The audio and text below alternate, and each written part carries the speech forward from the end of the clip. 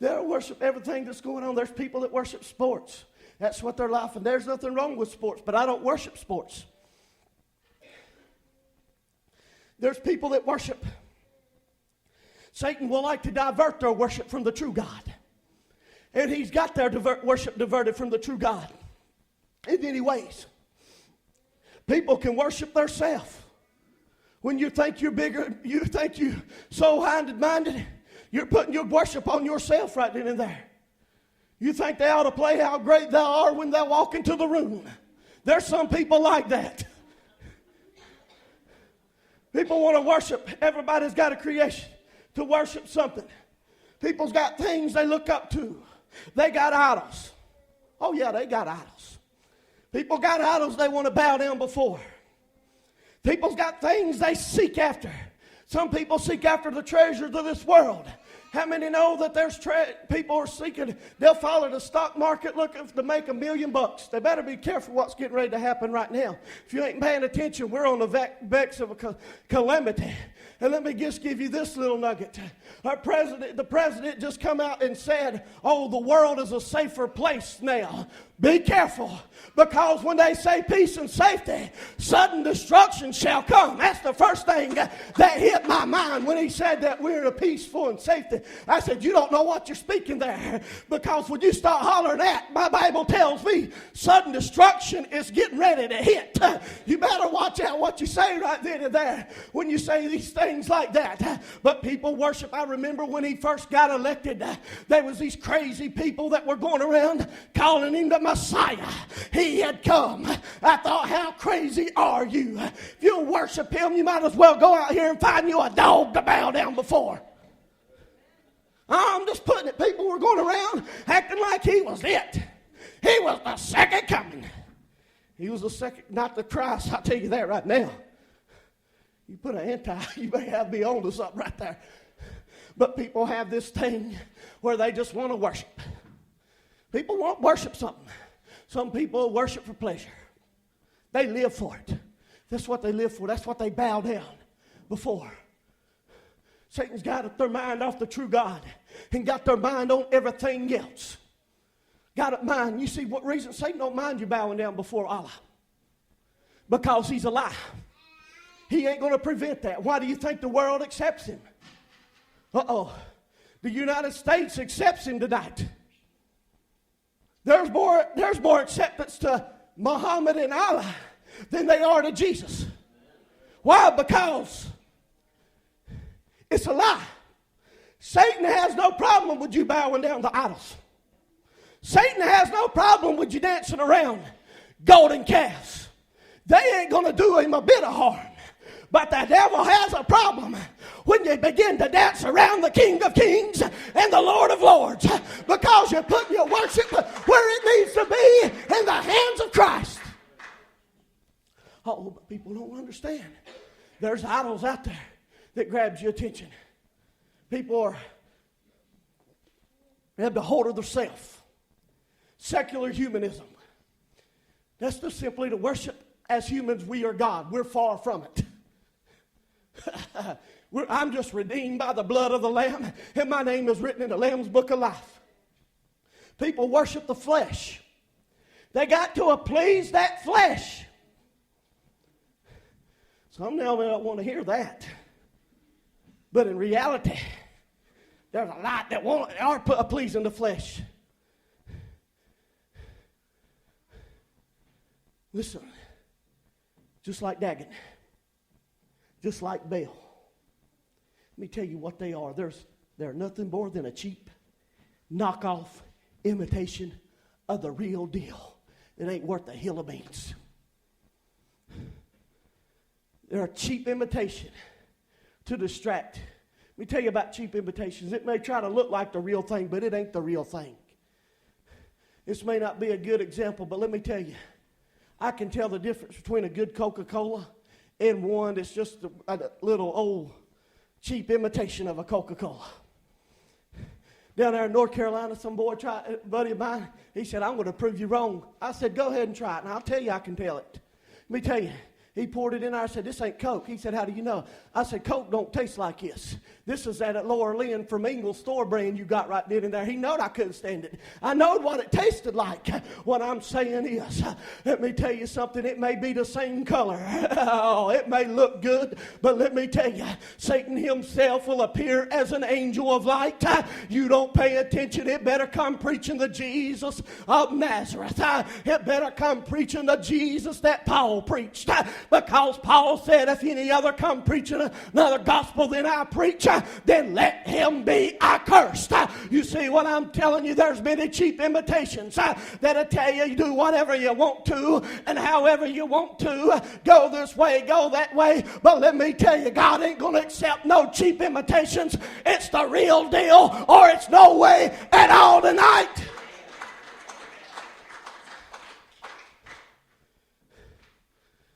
Muhammad's a cheap imitation. He's a knockoff. Trying to be someone he's not. You ever seen these impersonators? People that can try to act and dress like that? That's what these things are. But I got news for you. The fake ain't going to be in a hill of beans when you stand before the genuine. You see, just because there's a fake don't mean there's a genuine. There's always a genuine, ain't there? There's many fakes, but only one genuine. The true God. Have it tonight, many people need to get understanding. There is a God of heaven. There is a King of kings and the Lord of lords. This world testifies that there is a creator. Genesis 1:1 says, in the beginning, God. In the beginning, God. Before the world was, he was already there. Before you just begin to notice, man needs to understand, those people under my voice needs to understand there is a true God tonight. It does not exist in Muhammad. It does not exist in Allah. It does not exist in yourself. It is the God of heaven who came to pay the price that you and I could not pay, that he can reside inside of us, and our names written in the Lamb's book of life tonight. Many don't understand that there is a God that you got to give an account for one of these days. Many think he's just a fairy tale. Many think he's just a Santa Claus or an Easter bunny. No, no, no. He's more than that. When you begin to look at these stars that hang by night, understand they didn't get there by chance or random, but he hung them out and called them each by name. When you look at these beautiful mountains, when you run up and down the Appalachian chain, you'll begin to see some of the most beautiful of all of God's creation, in my opinion. How these mountains hang, the rocks go, and the trees blood, and all the little animals flow. When you begin to see the beautiful snowflakes that God created, not one snowflake is the same as the other, but every snowflake is in different shape or size to testify that there is a creator God somewhere right then and there. The one I'm talking about, the name, was the Jehovah in the Old Testament, who bore record in the beginning. There were three that bear record: the Father, the Word, and the Spirit. It was the true God who showed up in the burning bush. It was the true God who showed up in the fiery furnace. It was the true God who came down to our level that we could be saved. People don't want to understand there's a living God tonight. Have you ever really stopped to talk about you could beat him tonight? John chapter 1:1-3. In the beginning was the Word, and the Word was with God, and the Word was God. The same was in the beginning with God. All things were made by him, and without him was not anything made that was made.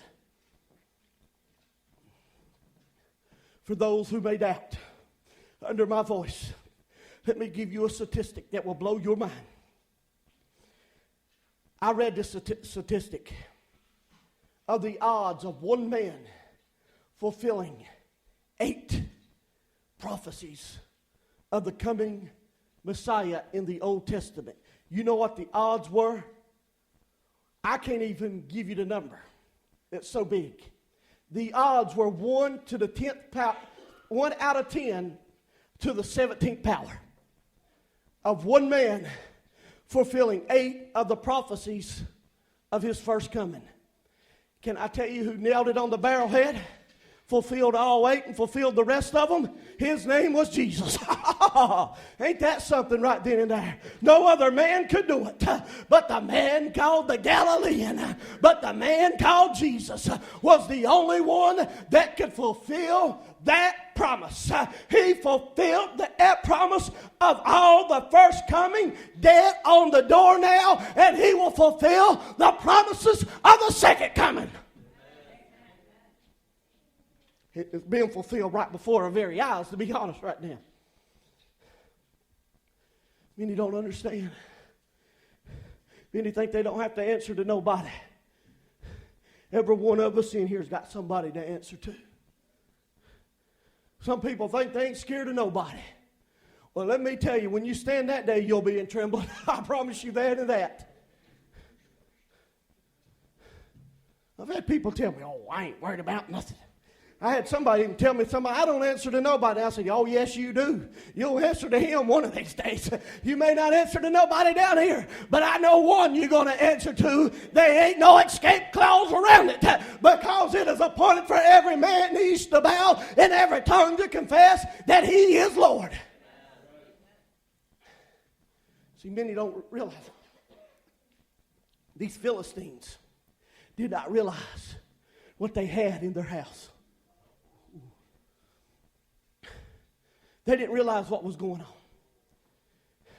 Their idol fish, half man God, was getting ready to beat Jehovah through the presence of the ark of the covenant. When they took that ark and they laid it down beside of Dagon, let me tell you something. That was disrespect for Jehovah. Because Dagon has no place near him.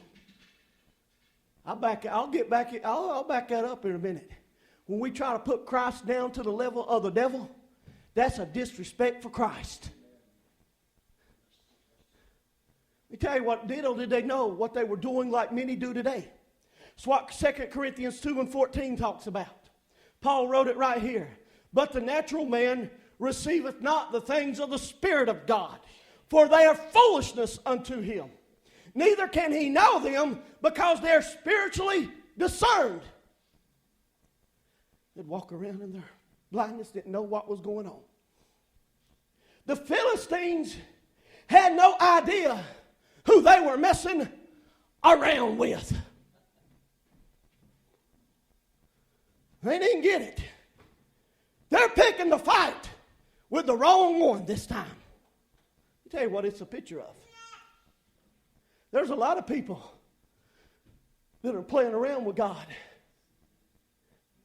And you're playing with fire. You better mark that word right then and there. When you try to mix God with the world, you're playing with deadly fire. You're playing games with God. This world tonight's playing games with God.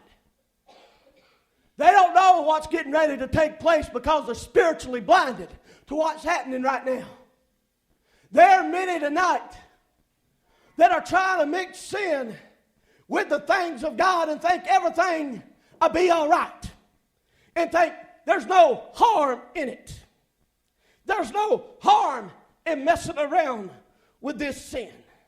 Literally, do they not know that they're playing with fire? And I know something about fire. You play with it long enough, what's going to happen to somebody that plays with fire? You're going to get burnt. Let me tell you something.